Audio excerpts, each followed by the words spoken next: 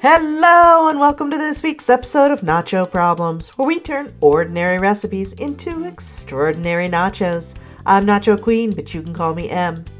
So it's been a rough few months, but we've made it through, and while we're not quite ready to get back to our world tour, we are ready to try a couple of Americanized versions of some Asian cuisine. So this week, we're making Sushi Nachos. Our sushi will be mostly based on a California roll with avocado, cucumber, and crab. But as always, if you decide to make these, use whatever your favorite sushi fillings are. So let's get started. Step 1, the chips. For our chips, we need about half a cup of sushi rice. Now I know people are going to ask if they can use regular rice, and of course you can try, but it might not hold together that well. I definitely wouldn't use the minute rice because I don't think that would stick together at all. We also need some nori, which was oddly difficult to find, but I did find these little seaweed snacks that I think we can make work for our purposes. We're going to start by washing our rice. To do this, place the rice in a pot or bowl, cover it with water, and stir it around several times. Then pour the water out and repeat until the water is mostly clear. The main point of washing your rice is because if you don't, you'll end up on one of Uncle Roger's videos with him saying, "Hiya." The other reason has to do with removing the excess starch so that your rice doesn't end up sticky. But wait, we need it to be sticky for what we're doing, so yeah, I guess it's just the Uncle Roger thing then. Next, per the instructions, we're going to add 3/4 of a cup of water to our pot and let the rice soak for 30 minutes prior to cooking. Then we finally get to turn on the stove and bring this to a boil. Cover, reduce to low, and simmer for 20 minutes before removing from heat and letting it sit for another 10. Remember to follow the instructions on your rice as cooking times will vary. Okay, now that we have our rice prepared, let's turn it into chips. I've got 2 pans here, one that can sit inside the other. Now I lined my pan with wax paper, but it gave me a lot of trouble, so I recommend using either plastic wrap or possibly foil for this step. Just scrape the rice into the lined pan and flatten it out to about a 1/4 inch layer. Now we're going to cover it and then place the other pan on top, and it's into the fridge or freezer until completely cold.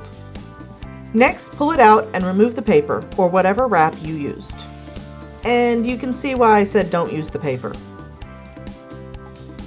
Finally, our rice is paper-free and we can now cover it in our seaweed snacks. We're just going to lay these on top of the rice and gently press them into it so that they stick. This takes very little pressure.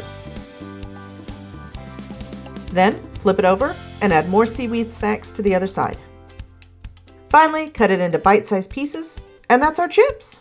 Let's move on to Step 2, the cheese. For our cheese, we're going to have 2 sauces. The first one, a common sushi topping here in the US, is just a spicy mayonnaise. The second one will be more of a dipping sauce, and for that we need 2 tablespoons soy sauce, 2 tablespoons vinegar. This should really be rice wine vinegar, but someone used the last of it without putting it on the shopping list again, so we'll have to use white wine vinegar instead. 1 teaspoon sesame oil, and a pinch of sugar. All we need to do is combine and stir, so let's skip ahead to Step 3, the toppings. Our sushi filling will be our toppings, so for that we need some salmon. I opted for smoked over fresh, some avocado, some cucumber, some crab. Okay, some imitation crab. I don't have the budget for the real stuff. And finally, I was looking for some sesame seeds and came across this rice seasoning. It contains sesame seeds, seaweed, sugar, and salt, and I thought that should be good. Let's prep all this. We'll start by peeling our cucumber, then use the peeler to make some super fine slices of it. Stop when you reach the seeds. Next up is the avocado. You know, I have 2 different avocado slicers and neither one ever seems to be the right size for my avocados, but we'll make it work. Finally, just slice up our salmon and the crab meat. And then we're ready for Step 4, let's eat. Okay, let's start with our plate of chips.